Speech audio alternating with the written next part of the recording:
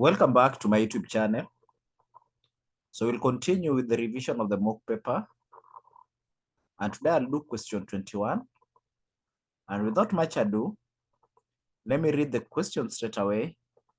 And if you are watching this video for the first time, please subscribe to my YouTube channel.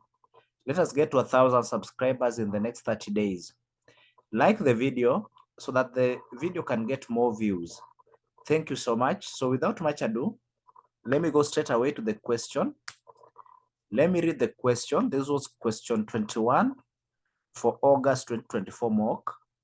So I'll read the question. The following financial information was extracted from the accounting records of Jopokazi Limited, a public limited company. Statement of financial position as at 31st October, both for 2023 and 2022. Then we have statement of comprehensive income for the year ended 31st October, 2023. Then we have additional information. So I'll start with number one. The property, plant, and equipment was made up as follows. We have cost of valuation, accumulated depreciation, and the carrying amount.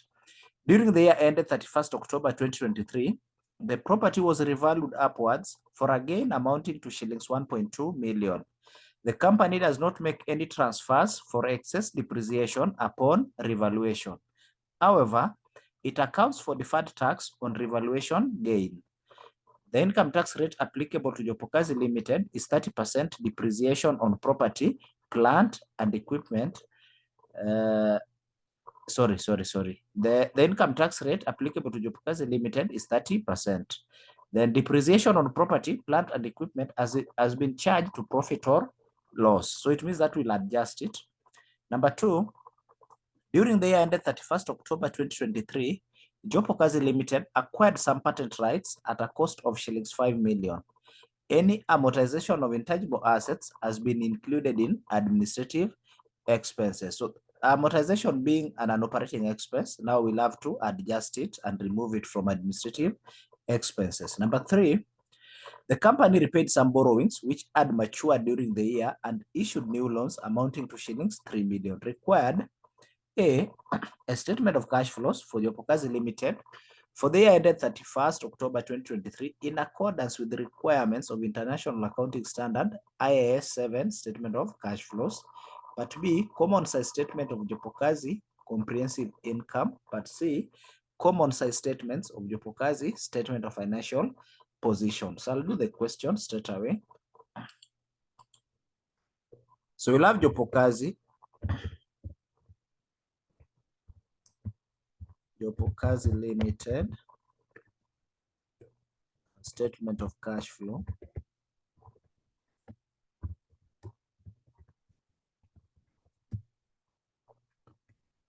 for the year ended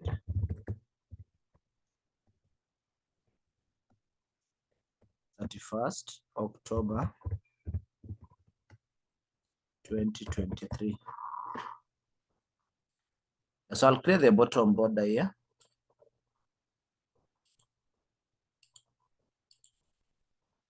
Then I'll align, I'll merge and center.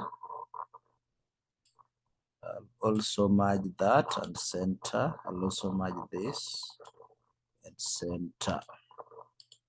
Okay, so the shillings were in, so let me put the shillings here. The shillings were 1,000, so just copy. Yeah, so in cash flow, we have three activities. We have the operating activities, we have investing activities, then finally we have financing activities. So we'll start with the operating activities.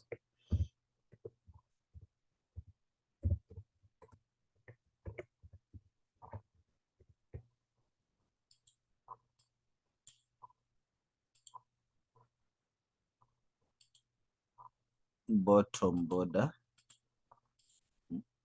Yeah, so here we start with the profit before tax. So just go to the statement of comprehensive income and you pick it, the profit before tax.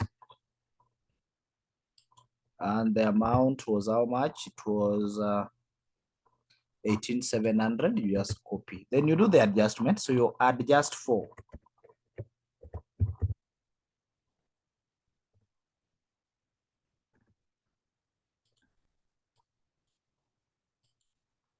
I'll bold that. Then you create the bottom border. Yeah, so here we look at the non-operating expenses, and always we look at the items, the non-operating items of depreciation, impairment, and amortization. And the guiding factor is always the non-current assets. So you come to non-current assets, and when you see property, plant, and equipment, then there is that shows that now we have depreciation. Then intangible assets, we'll have amortization. Then if we add goodwill, then we'll have impairment. So I'll start with depreciation, and I'll go to additional information number 1, which has given us some information on depreciation. So I'll write depreciation. Yeah, but when you come to additional information number 1, we are not given the depreciation directly, but we are given cost of valuation and accumulated depreciation. So we'll open the accumulated depreciation account so that we can be able to get the depreciation for the year. So accumulated depreciation account. Yeah, so we'll have balance brought down. Yeah, so you check the balance brought down. So that's the opening balance under the accumulated depreciation account. So the balance brought down here was 12,600. So you pick that 12,600. Then there was no disposal. Yeah, so we'll compare it with the balance carried down. Yeah, we'll compare this directly with the balance carried down so that we can be able to get the depreciation for the year. So the balance carried down was 19,800. So there's a movement from 12,600 to 19,800 at the end of the year. So it means that the difference between this increase was as a result of depreciation for the year. So that's the balance is the depreciation. Yeah, because we started with 12,600, but we ended up having 19,800. So the difference is the depreciation for the year. So we get the difference. Yeah, the difference is 7,200. So that's what I'll select. So the depreciation was 7,200. Then we had intangible assets. Yeah, so that will guide us to check for amortization. So we'll open that account for intangible assets here.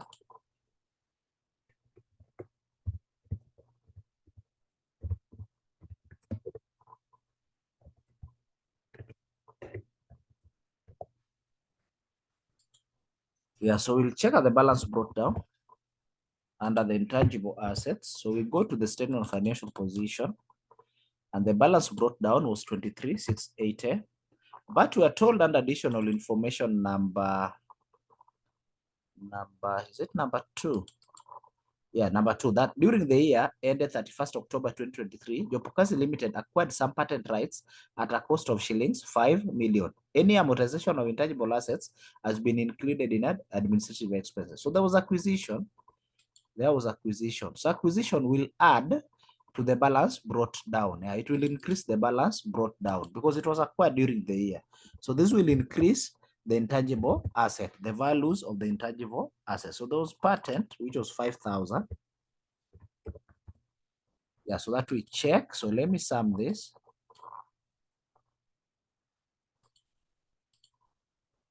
Yeah, so we'll have 28,680. So we'll compare that with the balance carried down.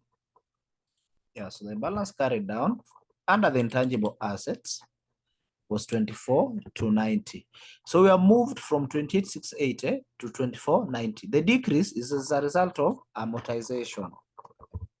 Yeah, it's as a result of amortization. So we'll get the amortization, just this one minus this. So we'll have an amortization of 43,90. Yeah, so that was amortization.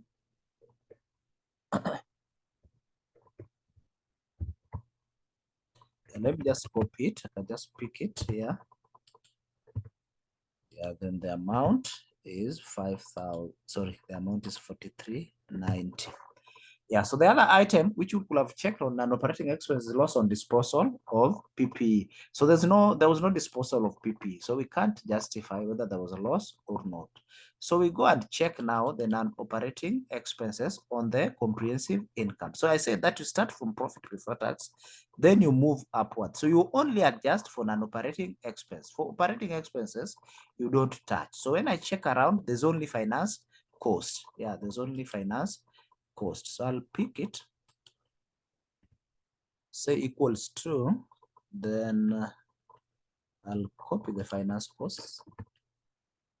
Yeah, then I say that if it is deducted, then you add it back. So the finance cost was deducted.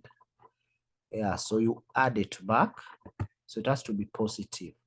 Yeah, so that was the only adjustment. So this will give us cash flow before changes in working capital.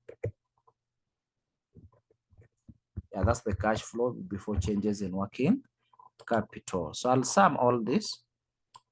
Yeah, from here, I'll just sum. So we'll have 30, 290. Let me see if that is correct.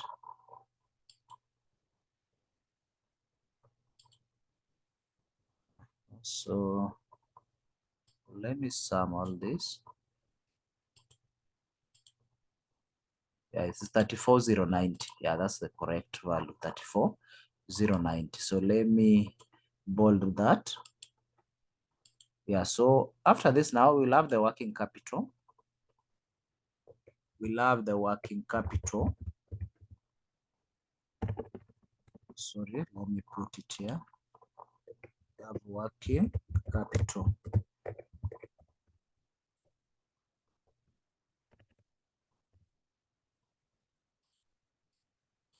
So I'll bold it and also create a bottom border. So working capital, I say that you check at the current assets at the current liability. So the current assets, you only check on inventory and trade receivables. And for current liabilities, you check on the trade payables. I'll start with the inventory. Yeah, so you check whether there was an increase or a decrease. Yeah, and that will guide you on whether it's a cash inflow or a cash outflow. So we at the beginning of the year, that's 2022, we had 5,760 inventory, but it has increased to 5,880. Whenever there's an increase in inventory, that's a cash outflow. Yeah, so we'll pick this minus that. Then we go to trade receivables. Trade receivables, we at the beginning it was 4290, but it has reduced to 4070. So that's a cash inflow. So we'll pick that and we subtract that. We'll get to 20. So I'll go to trade payable. Yeah, trade payables. Yeah, and you look at the trend. Yeah, so initially we had 8,200, but it has reduced to 7,800. So it means that we have been making payments. So that's a cash outflow. Yeah, so we reduce like that. So we'll have 400. So that we have cash flow.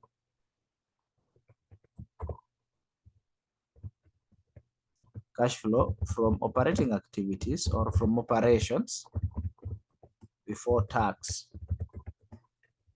Before tax. So we'll sum all this. So I'll just highlight that. Then I'll go to sum. Why is it giving me that value? That can't be correct. So let me undo. Let me just sum this way. So I'll say equals to sum.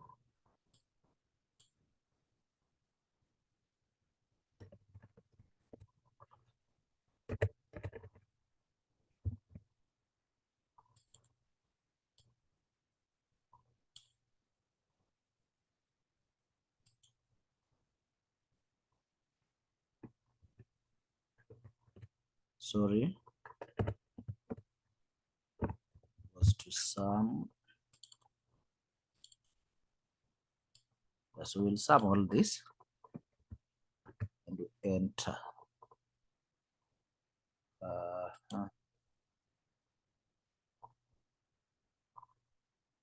Yeah, so it will give us 33,790.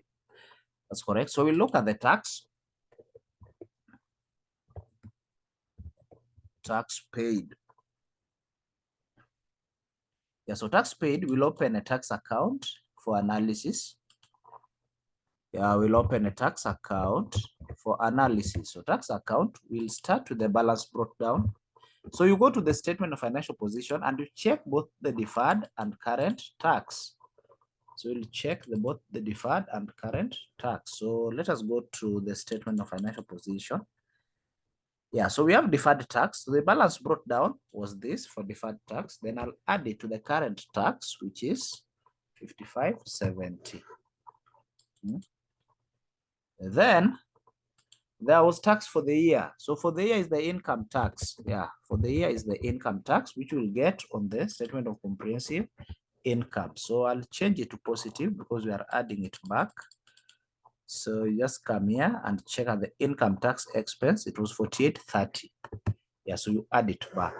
Then there was an adjustment. We were told that there was deferred tax on revaluation. Additional information number 1, they're saying during the year ended 31st October 2023, the property was revalued upwards for a gain amounting to shillings 1.2 million.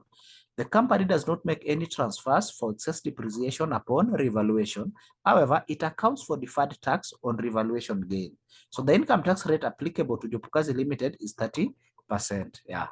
So we'll take 30% as the deferred. So you come here and say deferred tax on revaluation. So we'll add it back. The deferred tax on revaluation gain. Or just say revaluation. Let me expand that. Yeah, so it was 30%. It is equals to 30% of 1200. 30% of 1200. Yeah, so that we get the total, how much tax were we supposed to pay. So I'll sum this. I'll sum all this. Yeah, so we're supposed to pay 17,830. But let us see the balance carried down. So you jump one line and you check the balance carried down so that we know how much did we pay, the exact amount we're supposed to pay. So we'll do the same. For the balance carried down also, you will add deferred tax for this year, for 2023, plus the current tax for 2023. Yeah, so we were supposed to pay 7,830, but now we have a balance carried down of 10,980. So the difference is what we paid as tax. Yeah, so that's what we paid. The difference is what we actually paid. So we'll have this. So I'll pick this because I want it to be negative and I'll subtract that. So we paid 6850 as tax. Yeah, so just come here and copy the 6850 so that we have cash flow from operations or from operating activities.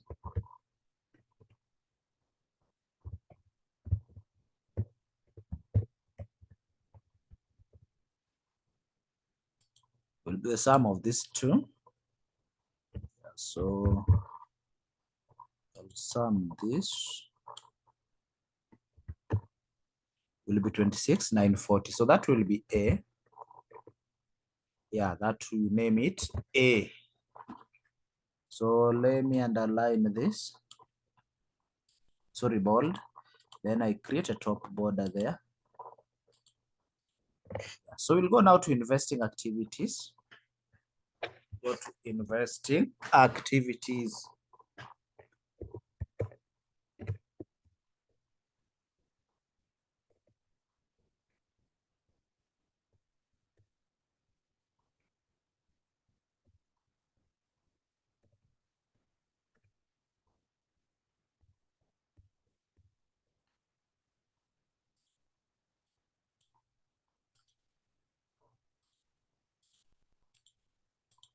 Yeah, so investing activities, you'll be guided by the property, the assets under the non-current assets. So you'll check these assets, the non-current assets. So you check whether there was disposal.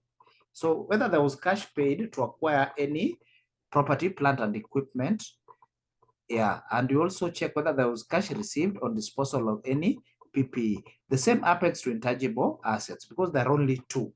Yeah, so we start and check, was there disposal on PPE? No, there was no disposal. But was there acquisition? Yeah, we can only know that the acquisition, whether there was cash paid to acquire any property, plant and equipment, if we prepare the PPE account. So we'll prepare the PPE account here. We will prepare it here. So I'll say the PPE, property, plant and equipment account. So we'll check the balance brought down. So I'll use the cost. I'll use the valuation amount. Yeah. So balance brought down. So you go to additional information. Additional information number one, we are told that this was made up as follows. So cost of valuation. So I'll use this. Yeah. So valuation at the beginning of the year, which is the balance brought down, was 126,200. But there was a revaluation gain. Yeah. So there was a revaluation, which was 1,200. Yeah. Yeah. So I'll sum these two. So I'll sum all these two.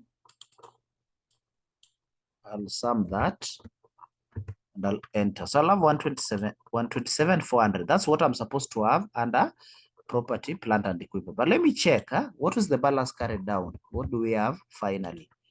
Yeah, so I'll check the additional information. Yeah, so cost of valuation, we have 138,200. Yeah. So there was an increase from 127,400 to 138,200. So this increase is a result of acquisition. Yeah, this acquisition, we use money to acquire property, plant, and equipment. So that's what we are looking for. So the difference will be that minus that. Yeah, so we acquired property worth 10,800. Yeah, so we'll come and say cash paid to acquire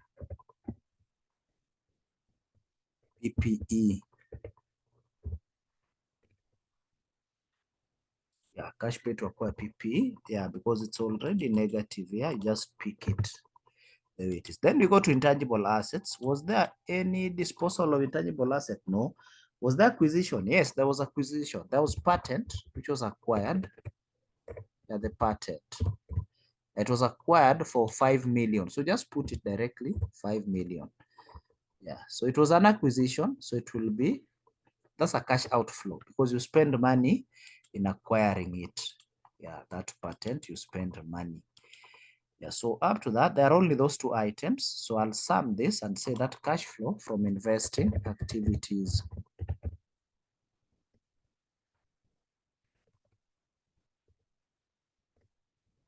From investing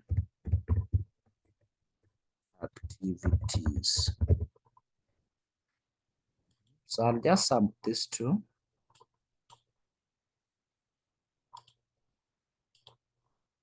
Yes, we'll have this. So allow me to bold this. Yeah, then I'll now have B. Yeah, then we go to the last part, the financing activities.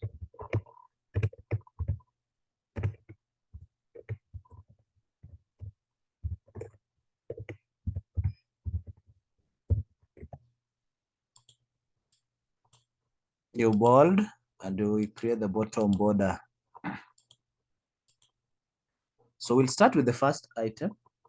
So I said that for financing, you check all the items under equity and liability. So we'll start with equity and liability. So I'll start with the ordinary share capital. So you check at the beginning of the year, the balance brought down was 32,000. But for this year, we are closing at 40,000. So it means there was an increase. So whenever there's an increase, then it means that there was cash which was received on issue of new shares. Yeah. And you check the share premium. Also, there was an increase from 2,600 to 3,000. So this was what you do. You say that's cash received on issue of new shares. Yeah, at a premium. Yeah, so they were issued at a premium. So this is what you'll do. So you will say equals to, you will combine Yeah, you'll combine the ordinary share capital for the closing plus this share premium. Then you subtract ordinary share capital plus the share premium. Then you close the bracket. Then you enter. Yeah, so we have cash received on new shares was 8,400. So you go to revaluation surplus. Yeah, you don't analyze revaluation surplus because the revaluation is not a cash inflow or outflow. Yeah, so retained profit. And we were also told under additional information number 1 that there were no transfer of excess depreciation. Whenever there's a transfer of excess depreciation or upon revaluation, then they always go to revaluation reserve. So if there was a movement, then it will now move to retained profit. Yeah, so we don't analyze the revaluation surplus. So we'll go to retained profit, and retained profit will help us to know the amount of dividend paid. So we'll open a retained profit account here. Yeah, it's here. So we'll have retained profit, and this will help us to know whether the dividend was paid. Yeah, so retained profit, the balance brought down, we'll have yeah, the balance brought down for retained profit was 42,400. But remember, we have the profit for the year, so you add the profit for the year. Yeah, or the profit before profit after tax. Yeah, you add the profit for the year, also known as the profit after tax. So profit for the year was 13,870. So you add it there so that we check. Yeah, so this will sum with that. Yeah, so we had 56 to 70. So you jump one line, then you say the balance code carried down was how much. You compare the balance carried down for retained profit was 52,770. Yeah, so we were supposed to have retained profit of 56 to 70, but we have moved downward to 52,770. So the difference is a result of dividend which was paid. Yeah, so you just say dividend. Yeah, then the difference is the dividend which was actually paid. So we pay a dividend of 3,500. So you just come here and say dividend, and you just copy the value. Yeah. Okay, so I think we are done with equity. So I'll go to items under non-current liabilities. So we have long-term borrowings.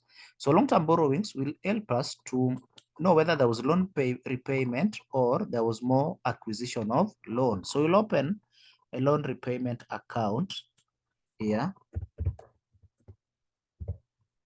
So we'll have it's long-term borrowing. So yeah, so we'll use the long-term borrowing. Yeah, so we'll check the balance brought down for the long-term borrowing.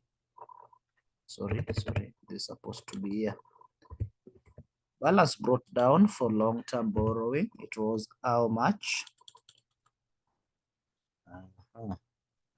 The balance brought down was 46,800. Then we were told that there was an issue, issue of new loan.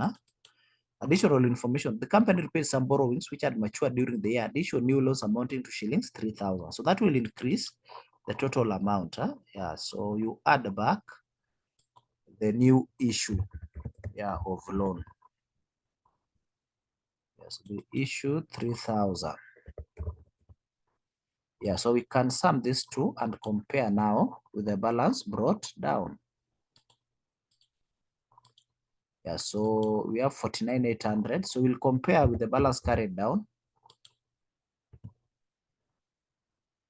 And the balance carried down is this one, 37,550. So you compare, we were supposed to have 49,800 on the loan account, but now we have 37,550. So it has reduced. So it means that there was a repayment. Yeah. So there was a repayment, loan repayment. Yeah, it has reduced. So there was loan repayment. So you move from that to that. Yeah, so we pay loan. There was a repayment of 12,250. Just say loan repayment, then you pick the value 1250. Then there was this new issue. So this new issue will also increase. It's a cash inflow. Yeah, so new loan issue. Yeah, it's different from now when we add it. Now it's a new issue, so it will be a positive. It will increase new issue of loan.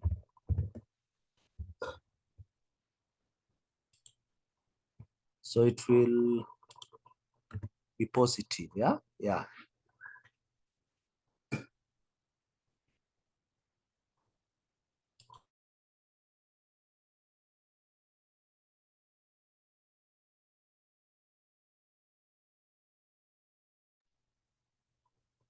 Yeah, so we continue.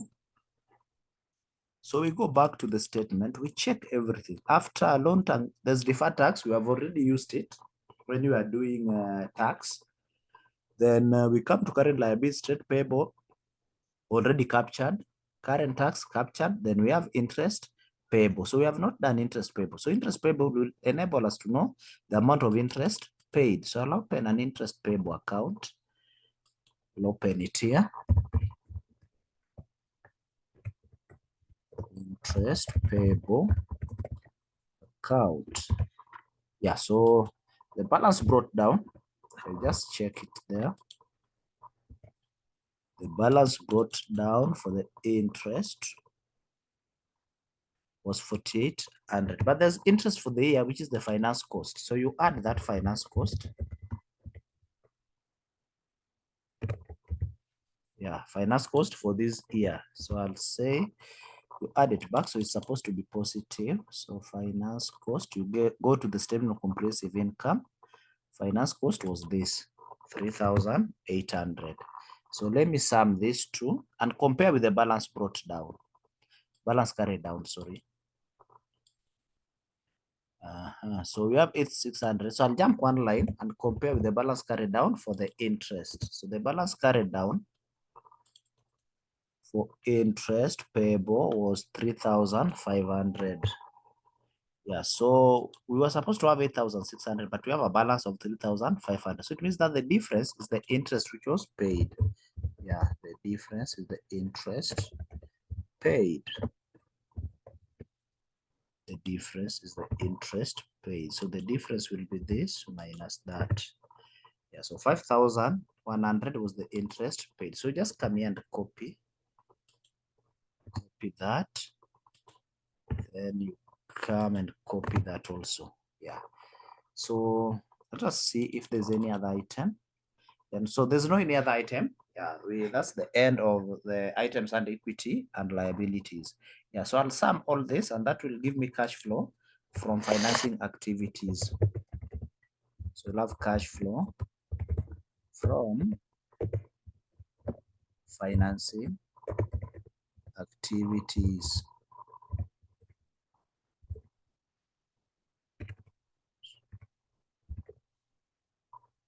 So I'll just sum all this. See, this it will work. Yeah, so we'll have 9450, and that's negative. Yeah, so let me bold that. Then this will now be C.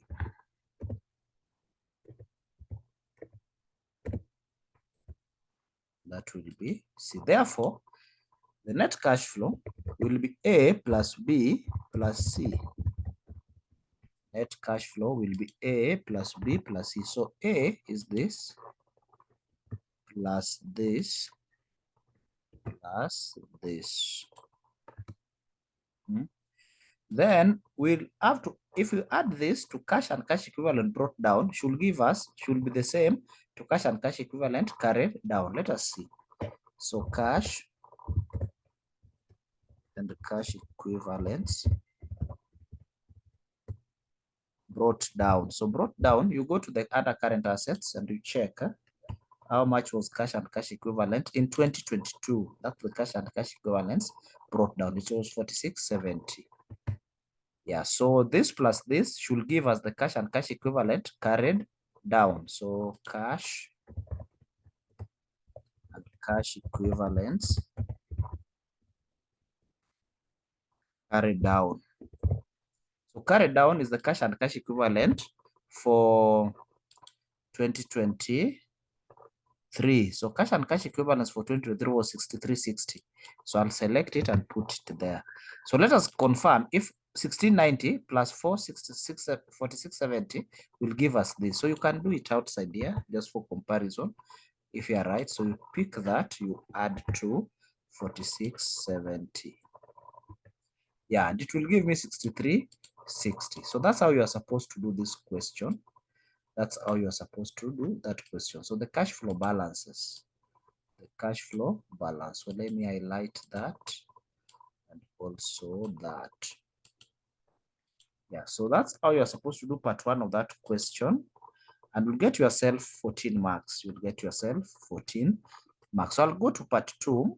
B, required is the common size statement of Jopokazi comprehensive income. Yeah, so common size statement, we know that we have the horizontal, which is also known as the trend analysis, and we have the vertical analysis. Yeah, so for statement of comprehensive income, we'll only have what we call the vertical analysis. So allow me to write it here, to do it here. So we'll have vertical analysis. Yeah, and the base for under comprehensive income, the base is always the revenue.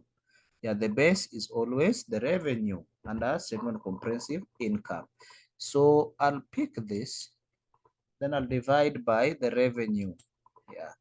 So vertical analysis is the analysis within the column. It is the analysis within the column. While the horizontal is now the analysis along the row, but it only happens when we have two or more periods. Only when we have two or more periods. So for this, we only have one period under the statement of comprehensive income. I can only do the vertical analysis. Yeah. So this is what I will do. I'll lock, because the base is revenue, so I'll lock it completely. The base I'll lock completely. I'll lock that cell completely. Then for this column, because I'll be dividing everything here by revenue, so I'll only lock the column E. So I'll lock column E, then I'll enter. So once I enter, you can see I have one. That means that's 100% revenue over revenue, which is true. So just drag. Yeah, those other values will appear automatically. So when there's no value, it will give you 0. So you just remove it. Then you don't leave it this way. You highlight, then you change these values into percentage. You change everything into percentage. That's what we call the vertical analysis. The analysis must be in percentage. So this is how you are supposed to do the vertical analysis. And just by doing that, you'll earn yourself 2 marks. So I'll go to common size statements of Jopokazi statement of financial position. So the statement of financial position, so I'll have to, it's here. So we have 2023 and 2024. So this is what I will do. I'll copy this. Let me copy this information down here.